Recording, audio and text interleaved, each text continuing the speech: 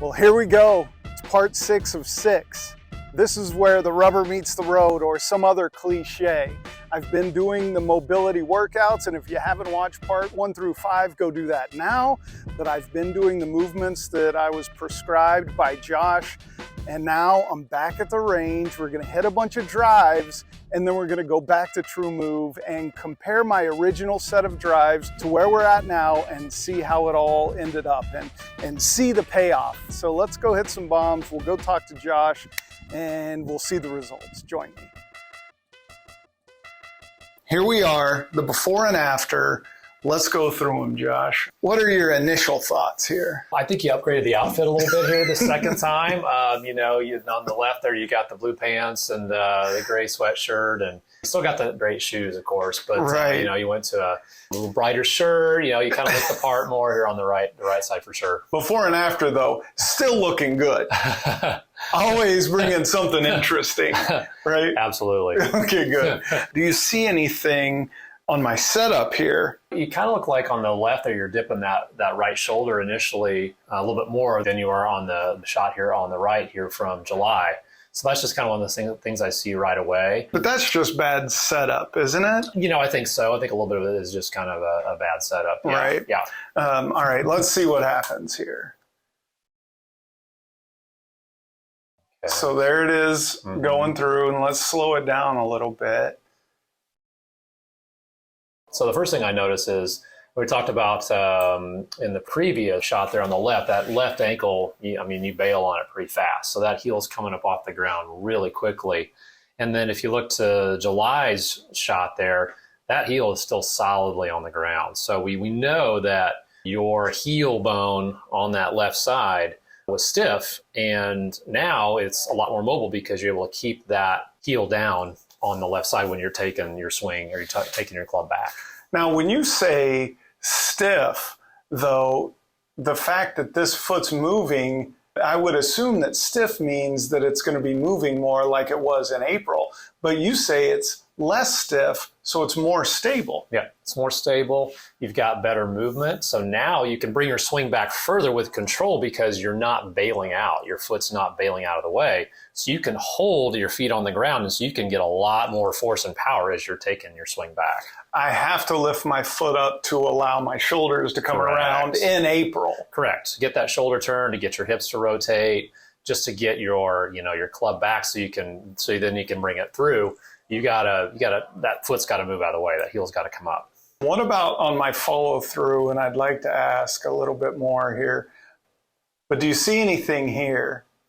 Yeah, you're able to finish a lot higher with your arms on your follow through in July. It's a night and day difference. Your arms are higher. You're able to extend. You're able to get through the middle part of your back more. You're able to get that movement that you need through the thoracic spine or the mid back. And so you're able to finish a lot higher. Wow. Look at the comparison of where my hands are in these two. Is this not proof that I have been doing what you prescribed? Either you're the biggest fake artist ever, or yes, you've been doing the exercises. Like sandbagging movement on the back. Also, I want to talk, and this is maybe more of a golf question. I feel like I would benefit if I could bring that club around more before I start my downswing. What do you see there?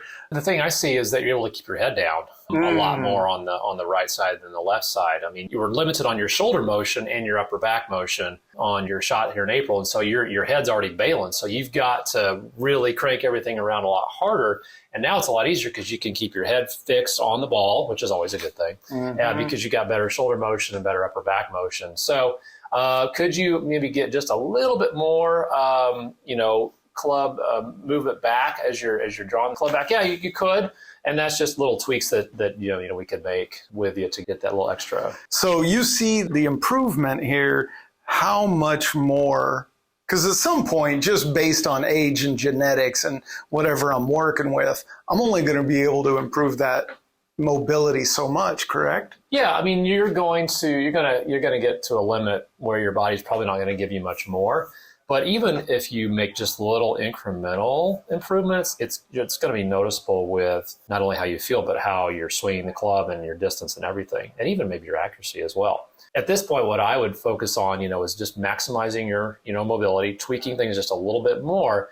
But then we start adding in more of a strength component. We add more of a stability component, which goes along with the mobility to help you get more, you're going to get more maybe club head speed. You're also going to get more distance, but you're also going to just have more control over the motion that you do have now. My final question for you would be, how much of a cut do you expect on any gambling earnings? 50%. Oh, 50%. My wife now. Hey, I do want to say thank you. I really think this stuff works. And not only do I feel better on the course, but I feel better after a round. Something you would expect with me doing these motions as well.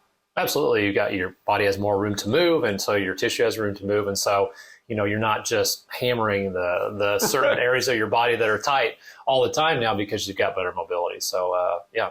Well, I think this has been an awesome experiment.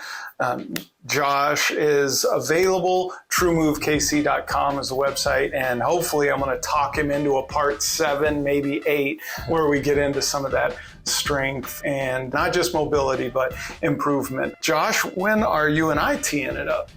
I don't know. We should plan on going out there sometime. Ooh, you're speaking my language. That's part 6. And thank you for watching.